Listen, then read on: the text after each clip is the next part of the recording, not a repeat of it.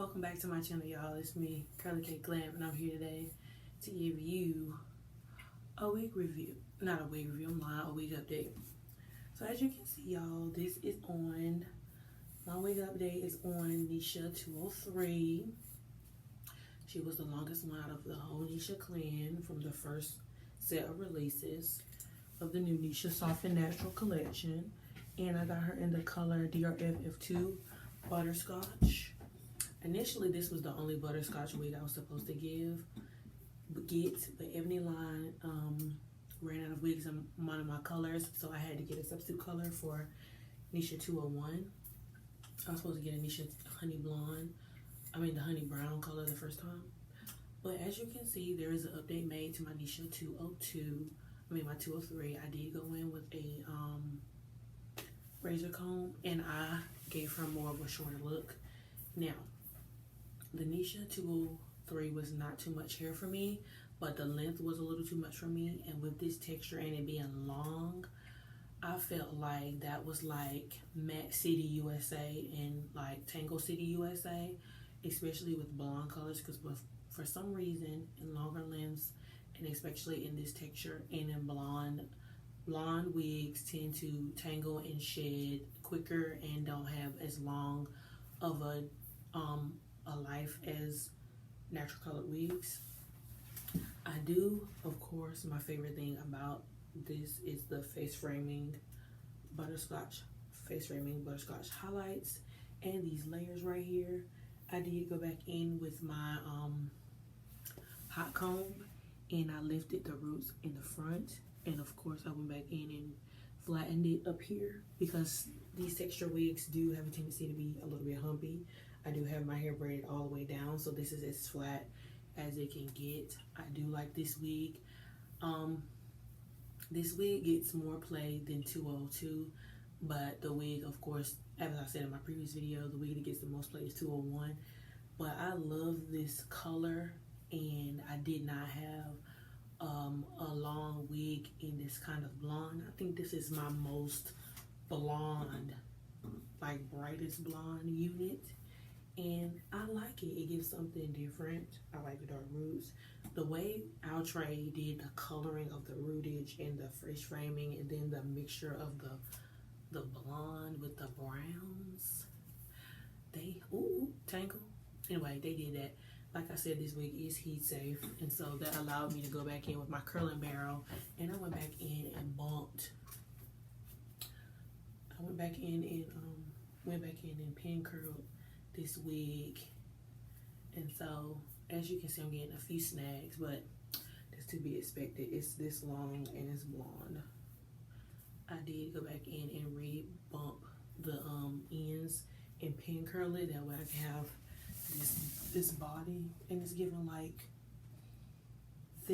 long thick layers, if you can see that. I did want to go back and buy another Neesha 203 in another color, but I didn't see any colors that I wanted, and I want to stay, in the blonde family. I don't really buy natural colored wigs like that. I am like a blonde, and brown is as dark as I'm willing to go.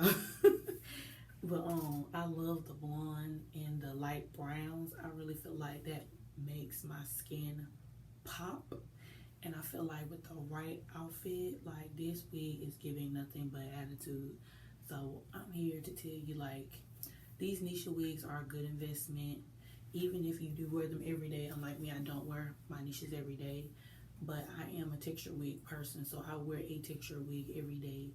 And these wigs are nice and durable, and with them being heat safe, it allows you to go back in once your wig is starting to look a little ratty and restyle the wig. It is big head friendly. I have stretched my wigs out by now, so at first they probably were a little snug, but now they're just fine. I'm loving the texture. Even with me going back in and retouching the curls and the layers, you can see I still have a lot of my texture. I did not pull any of my texture out. I did go back in and recurl this on the lowest heat. So that's how I keep my texture in. I do not put a blow dryer. I haven't put the blow dryer on my hair. I see Gladys do it, but I just don't trust myself because knowing me, I would be done had the blow dryer on another setting, and then my wig is ruined. Gladys, on the other hand, you know, she is a pro when it comes to like reviving her synthetic wigs.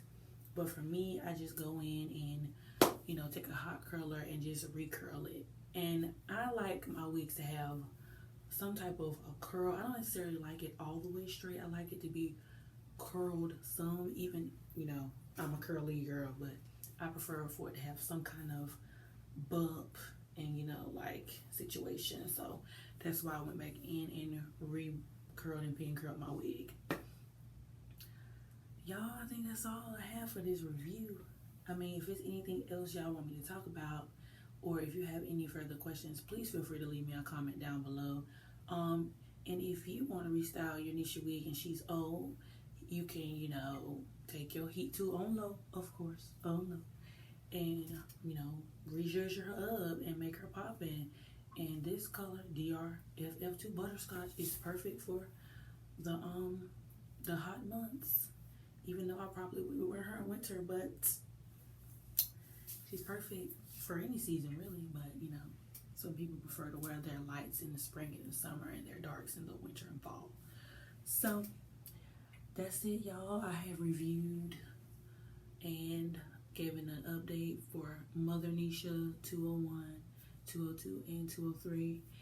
And so, yeah, y'all. How do you feel about your niches?